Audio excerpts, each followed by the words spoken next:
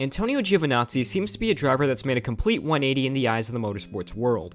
He's become a gem in Ferrari's World Endurance program and was part of the team that took home the 24 Hours of Le Mans victory in 2023.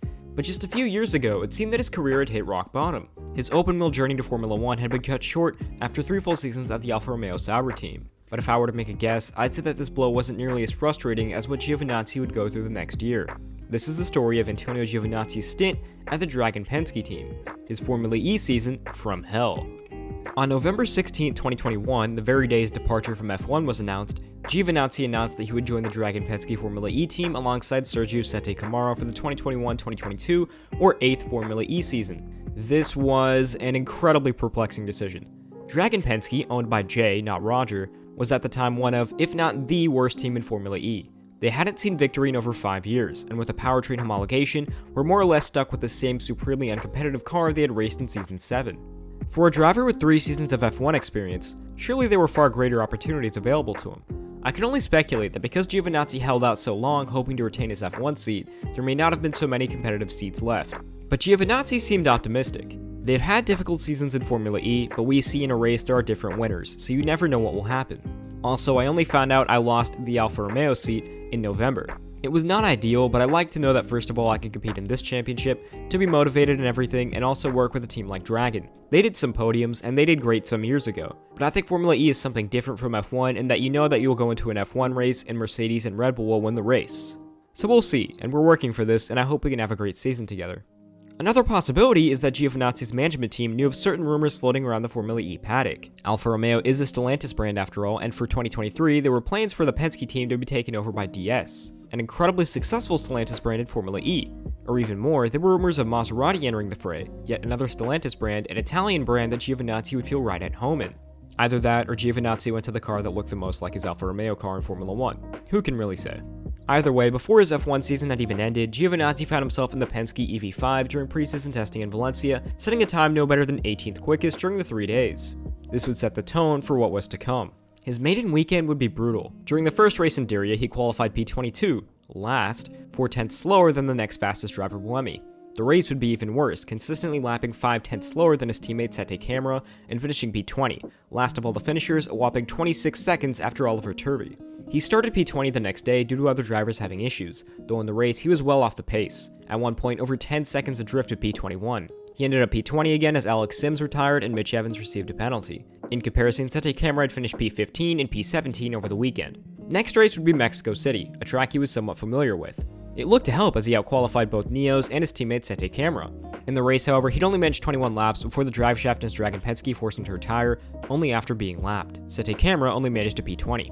His home race weekend in Rome wouldn't start out particularly well, qualifying last and finishing the race last of all runners in P18 after receiving not 1 but 2 time penalties, adding up to 35 seconds. The next day he'd qualify P21 but stopped dead just 7 laps into the race. Sette Camara meanwhile managed finishes of 15th and 12th. His next race in Monaco also came with news that his seat at the newly formed DS Penske team for 2023 would not be secured, as they'd managed to sign points leader Stoffel Van Dorn alongside double champion Jean-Eric Vergne. Now, Giovinazzi was not only fighting to not finish last, but also fighting to secure a job. He managed to qualify P19, 1 spot ahead of his teammate, and ran his best race yet. For the first time, he was actually able to battle for position and came across the line P15. This was, of course, demoted to P16 after receiving a 5-second time penalty for leaving the track, but it was his best finish thus far. Sette Camara, though, finished 3 spots better in P13. In Berlin, he managed to qualify P18, ahead of both Envisions and Andretti, but finished last of all the runners once again, 22 seconds after 17th. The next day, he'd start 2 better in P16 ahead of his teammate, but he'd give up this advantage right from the start, with the team trying an extreme energy save strategy hoping for a safety car. It wouldn't work out, however, and he crossed the line in dead last. Jakarta would seem to be an all-time low, as in qualifying he'd faced technical issues and only managed a lap time 8 seconds off the next slowest car, starting last behind Robin Freins, who hadn't even set a lap. In response, Dragon Penske decided to play the inverse strategy of Berlin, by using more energy than the drivers around him, hoping for a late race safety car. It wouldn't play out though, as a spin and overall lack of grip meant that Giovinazzi would retire several laps early. In Marrakesh, a puncture would once again force him to start on the back row. He finished 1 spot higher than his teammate Sette Camara in P19. 19th place start in New York and a crash on lap 1 retired him from the first race. The next day though, he'd qualify a career best P12 and start P11. In the race, however, he'd slide farther and farther back as the day went on and pull it in early after another technical issue. This was while Sette Camara qualified an incredible P5, albeit before sliding back as well. First race in London, he'd take another P19 in qualifying, while Sete Camara qualified an absurd P4 after making it to the semi-finals. In the race, he'd retire early once again due to technical issues. The next day's qualifying session, though, his very brief Formula E career would see its peak. Giovinazzi would go second quickest in Group B and easily advance to the dual stages. In the quarterfinals, he would knock out defending world champion Nyck de Vries by about 600ths to advance to the semis. Here, his run would come to an end at the hands of eventual race winner Lucas di Grassi, but Giovinazzi would start third on the grid, which would be Dragon Penske's best starting spot of the season. In the race, he'd receive a break in the form of an early safety car that allowed him to stay up front and save some energy. Unfortunately, though, he was a sitting duck in his Dragon Penske, and in a valiant effort to try and defend his position, he'd force Antonio Felix da Costa out wide, and though he didn't hit the wall, Giovinazzi was given a 5-second time penalty. Despite this, he stayed in the top 5 for a fair while longer before he was handed a drive-through penalty by the FIA. What was this penalty for? For his Dragon Penske spiking above the 220 kilowatt power limit, and thus Giovinazzi's only chances at points in his Formula E career were dashed, as after his penalty and after being lapped by the race leaders, the Dragon Penske team eventually called him in early. Sete Camara, meanwhile, would go on an insane run from 19th on the grid to score a P9 finish, taking what would be the team's only points all season. In the final weekend of the year in Seoul, a wet qualifying session allowed Giovinazzi to qualify 14th, ahead of several key contenders. He'd avoid the early chaos and actually managed to stay in the points for a fair bit.